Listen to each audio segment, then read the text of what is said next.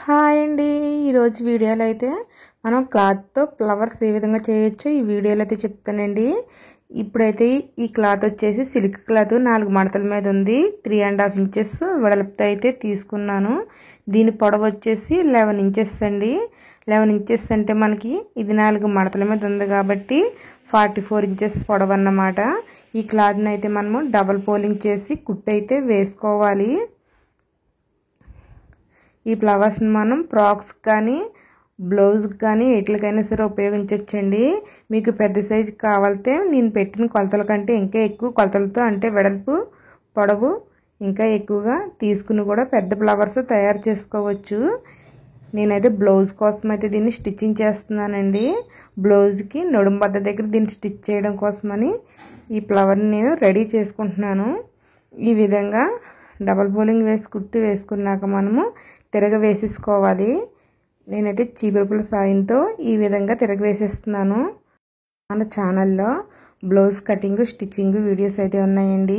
మీకు కనుక బ్లౌజ్ కటింగ్లు కానీ స్టిచ్చింగ్లు కానీ డౌట్స్ ఏమన్నా ఉంటే కామెంట్ బాక్స్లో పెట్టారంటే మీకు తప్పకుండా రిప్లై ఇస్తానండి.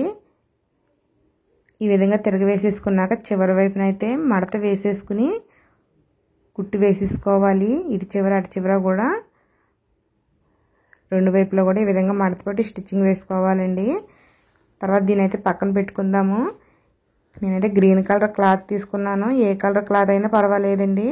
ఈ విధంగా 3 ఇంచెస్ వెడల్పు 3 ఇంచెస్ పొడవుతో తీసుకున్నాను. 2 పీసెస్ అండి ఇవి.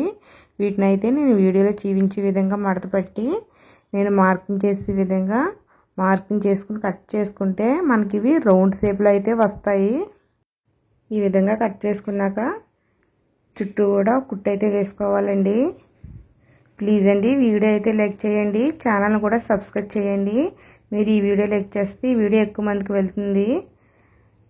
తర్వాత మనము చిన్న చిన్న కట్స్ అయితే పెట్టుకుని తిరగవేసేసుకోవాలి.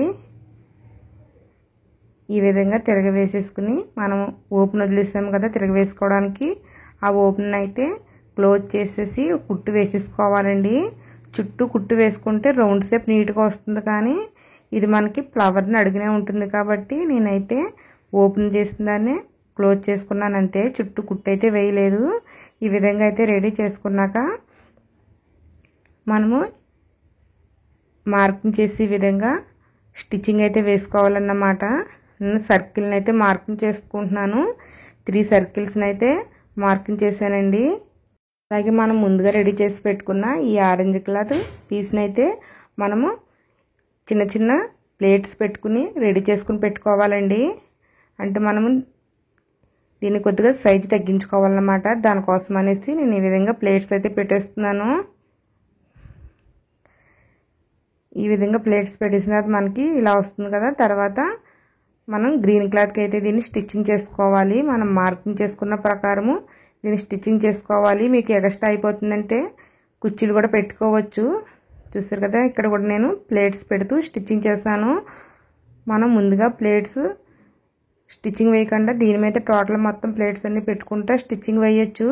కానీ మనకి ఇది చిన్నగా ఉండడం వల్ల మొత్తం ప్లేట్స్ వేసి కుట్టడం కష్టంగా ఉంటుంది కాబట్టి ఫస్ట్ నేను ప్లేట్స్ అయితే వేసేసాను. ఈ విధంగా మనం మార్కింగ్ చేసుకున్న సర్కిల్స్కి స్టిచ్చింగ్ వేసుకోవాలన్నమాట. మీకు ఇంకా క్లాత్ ఎక్కువగా ఉంటే ఒక సర్కిల్ మీద ఒక సర్కిల్ వచ్చే విధంగా కూడా స్టిచ్చింగ్ వేసేసుకోవచ్చండి. ఏం పర్వాలేదు. ఫ్లవర్ అయితే ఒత్తుగా వస్తుందన్నమాట.